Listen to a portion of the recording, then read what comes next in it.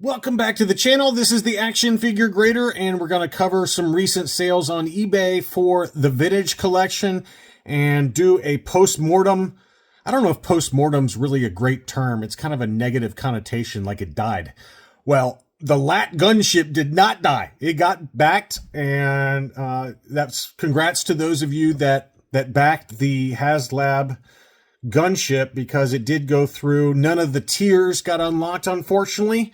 And we'll got some more discussion on that. I want to give a shout out to Usual Mike down in Australia.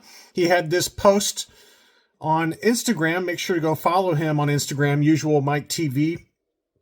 Final tally with no add-on tiers, 9,776 backers was the total. And it looks like he says that they're going to ship in September, October 2026. Congrats to everyone who backed it and making this another successful project for Star Wars, the Vintage Collection. And I think you have to take that as a win, right? I don't know how you guys feel. I mean, it didn't get to the 3 tiers, unlocking the 3 Jedi, but you guys are getting a much more improved, larger, better paint apps, better scale for the Haslab Gunship. So it's pretty awesome looking. And I'm sure that you guys are excited for those of you that did back it. And then Riv's Junctionite, he had this picture of Coleman Trebor, and it says, my existing Coleman Trebor is already pretty good at this particular pose, dead as a doornail. So I guess that'll have to do. I hope that he and his colleagues don't dominate the last figure standing in TVC March Madness this year. So that's a good point that he raises, is because those 3 figures did not get unlocked in the Haslab project, will people vote for those 3 Jedi because they want those for the gunship that's going to be, shipped next year? So that's a good question. I don't know, but it certainly has been the case in the past, right, with the some of the Cantina patrons and things like that. So that brought me to the idea. I was like, I wonder if now that the Haslab Gunship has been passed, has the Attack of the Clones version of Coleman Trebor been selling? So I just went online to see, and I pulled up all closed listings, just typing in Coleman Trebor. And you can see here that, a bunch of them did sell. So we've got one that is from the Attack of the Clones, the blue packaging, and that one sold for $22. There was a 2-pack called the Geonosis Arena Showdown with Jango Fett. It's a Target exclusive 2-pack. That one sold for $52.50. And a complete Coleman Trebor just out of the package was $44. So that's interesting there. And again, it looks like people are gravitating towards that 2-pack version versus the Attack of the Clones version. I don't know if it looks the same at first blush. I'm sure it is slightly different, but the Legacy Collection Target exclusive seems to be the one that's commanding the big bucks right now for the recent sales at around $50. And the $50 price point is for mint in package or just the figure by itself. So if you got one to sell, there you go. That's kind of the way to go, is about $50 right now. So we'll see if some of the other Jedi, make it into a 3-pack, if all 3 of those come as a 3-pack in like a Hasbro Pulse exclusive or whatever, Hasbro fan channel exclusive or something like that. But they seem to have done a lot of 3 and 4 packs lately. So it wouldn't surprise me at all to see, they've already kind of done a lot of the work, right? They maybe haven't designed the tooling or the manufacturing, but they did the kind of the mock-ups and the prototype version, in terms of the art for the Haslab project. And you would think that it would just go ahead and knock out those 3 Jedi and offer them up in like a fan channel exclusive 3-pack or something. But maybe they dominate the March Madness coming up next year, early next year, and they decide to release them if those do pretty well in the March Madness selection. So we'll see, I guess. The other question I've got now is that now that the Haslab Republic Gunship has definitely funded and is definitely coming, are we going to see the price of the TVC 1.0 version sell or not? Or, drop in price based on sales on eBay? And so I pulled up all of the sales that show as closed and sold on eBay. And, you know, I started with the highest and went lowest. And it looks like in July it was going for roughly 700 to 725. August, we've got 2 sales for 700 and 680 plus shipping. Another one in August for $600. There was another one in August that was $600, best offer accepted. And then if you clear that though, and then go to items that are available, because I would think that a lot of people would be wanting to offload their TVC 1.0 version, not only to help pay for the Haslab version, but also it's just a space issue, right? This is a big item, and we know that the new one is going to be an even bigger box. And so do you really want 2 of them, the original plus the Haslab version?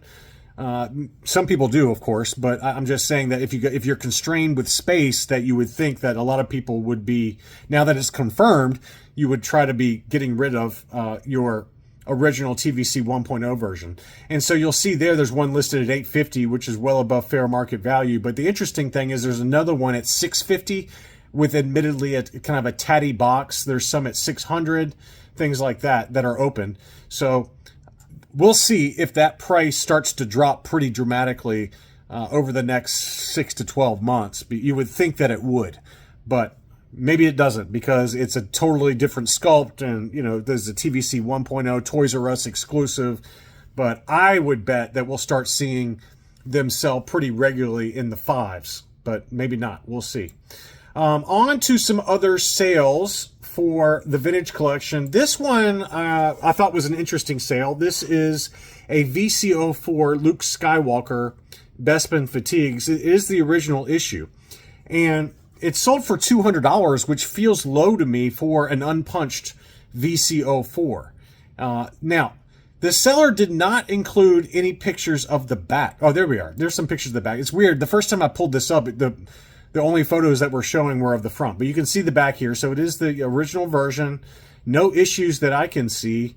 So very clean example, but it almost feels underpriced to me relative to some of the other sales that we've seen. And admittedly, a lot of these unpunched TVC 1.0 that are hard to find, like Luke Bespin, the Magna Guard, I don't know, I'm just thinking out loud here, VC13, the Anakin Skywalker name pill.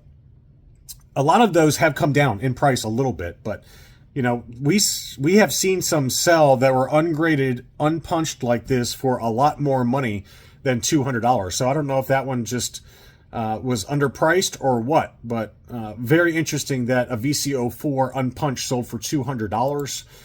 We've got a Jocasta New. That one seems to really be holding its value pretty well.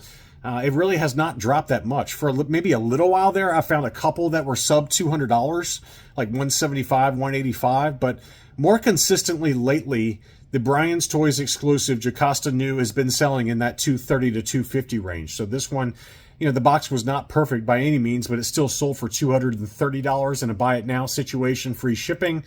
On the other end is Grand Moff Tarkin. That one has definitely come back down in price. This one was a pretty clean example from what I can see. VC98 unpunched with the Darth Maul offer, and that one sold for $100 plus $10 shipping. So that's well below where we've seen this one has been selling 6 to 9 months ago. It was more like $150 to $175. So $100 now for VC98. Power Droid is back with some interesting sales. We had some very good prices, I felt like, on Kit Fisto. Kit Fisto, you would think, would be pretty popular right now for the recreation of the Battle of Geonosis. And this Kit Fisto was unpunched. VC29. Obviously, you wouldn't open this if you're dropping $120, but you know, it's on the mind, right? You know, the Gunship Haslab makes some of these secondary Jedi be on the mind, and now's not a bad time to list some of those if you've got some duplicates that you're trying to offload. So this Kit Fisto sold for $120, and this was another really good deal from Power Droid. This was an unpunched VC115 Vader Emperor's Wrath. $110 plus $7 shipping. That is a low price for a case fresh unpunched example. So that one has really come back down to earth. Next up, he had a yak face from another Haslab, the Haslab Katana Sail Barge. And this one looked to be pretty clean. Admittedly, only one photo for it, but that one sold for $200. And there was another sale at $225 that looked to be in about the same condition. So this one maybe had a little bit of edge wear on the right-hand side of the card to the right of the name pill. So this one was not perfect by any means, but that still sold for $225. Again, the Tanaka sisters remain dominant in terms of resale prices for the Cantina pack-ins, and this one was Bria Tanaka, $170. The seller had 5 available. 3 of them have sold at $170. And then Seni Tanaka, seller had 5 available. 3 of them have sold at $170. And here was another one that sold at $175. I've seen the pair of them being sold together at a slight discount. Instead of paying $175 a piece, I found 2 sales where both of them were together for about $275. So $275 for both of them together versus about $175 for each of them separately. Then we had a Salacious Crumb reissue. More on Salacious Crumb at the end of the video because I've got the original issue graded that sold in an auction. But this is the reissue. This one sold for $84 and seems to be consistently selling around that $80 to $85 mark. So that was another data point there. And the Bantha, same story there. This one is selling like hotcakes. I found like 15 different recent sales on eBay for the Bantha, and they're all kind of around $100 plus or minus some money. I've seen some into the 80s, but a lot of them are kind of around $100 or so. The Smuggler's Run, another data point for that. This one sold for $675 plus $100 shipping, at least to me. I think the shipping charge, even on closed sales, it changes depending on where you are. But going from Minnesota to me in Tennessee, it was another $100. So $775 shipping, with shipping for the Smuggler's Run version of the Millennium Falcon. That is a big, big number and stays really strong. Some graded items to round out this video. We had a CAS 85 Plus foil Anakin Skywalker VC-13. That one sold for $207.50, which is not much more than what they go for ungraded. We had a foil example of Clone Commander Cody, graded CAS 85 Plus. That one too sold for right around what these go for ungraded. So both of these were really good deals. That one sold for $152.50. And here is a 3-pack for the Jedi Survivor video game. And again, this to me feels like the right way to release those 3 Jedis in the tiers that were not unlocked for the Haslab Gunship. And so we'll see if they end up doing that or not. But this 3-pack was graded CAS 85. It did not sell for best offer accepted $75. The best offer accepted on that was $270.